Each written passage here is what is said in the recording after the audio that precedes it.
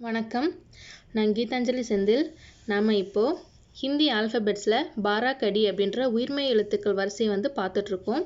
நம்ம ஏற்கனவே க, க, க, க இதை 4 பார்த்துட்டோம். இப்போது அடுத்த அங்குக்கு வந்து எந்தவித லெட்டர்ஸில் ஸ்டார்டிங்கில் எதுவுமே ஸ்டார்ட் ஆகாது. இது வந்து புள்ளி வச்ச எழுத்து, இந்த மாதிரி இந்த சிம்பிளை வந்து ரெப்ரசன்ட் பண்ணும். இப்போ இந்த ப, இதை நம்ம எப்படி வந்து படிப்போம் அப்படின்னா இந்த் அப்படின்னு படிப்போம். ப இந்த ரா அப்படின்னா பந்தர். ப இந்த ர. நம்ம கான்சனட் வந்து கடைசியில் வரும்போது நம்ம இங்கே புள்ளி இருக்கிறத அஸ்யூம் பண்ணிட்டு நம்ம பந்தர் சுந்தர் அப்படின்னுங்க ரா மட்டும்தான் இருக்குது. ஆனாலும் நம்ம புள்ளி வச்சு தான் நம்ம படிக்கணும் ஹிந்தியை பொறுத்தளவுக்கு. இப்போ இந்த அங்கோட சிம்பிள் வந்து இதுதான்.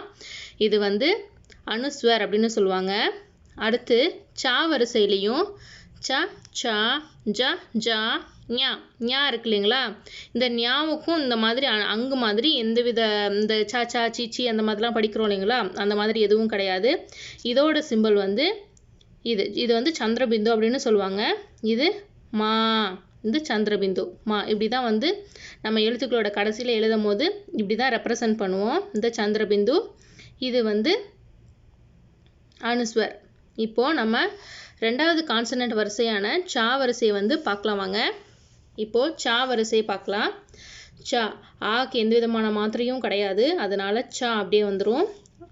ஆவுக்கு இந்த ஒரு கோடு இந்த மாத்திரை உண்டு, அதனால் சா.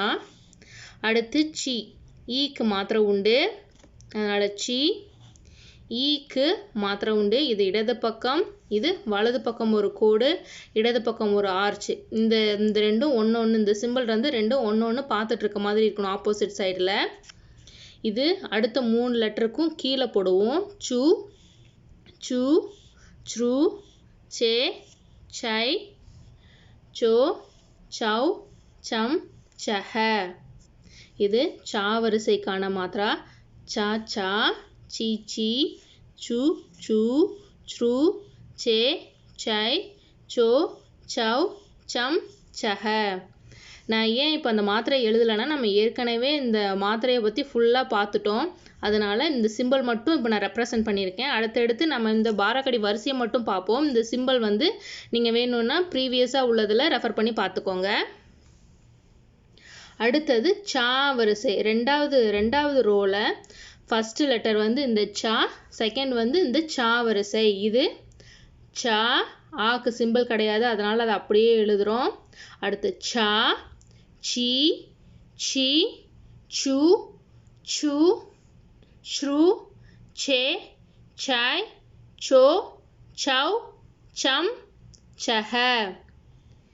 இப்போது நம்ம இந்த 2 வரிசையை பார்த்தாச்சு. நெக்ஸ்ட் இன்னும் 2 லெட்டரை நம்ம அப்புறமா பார்ப்போங்க. தேங்க்ஸ் ஃபார் வாட்சிங்.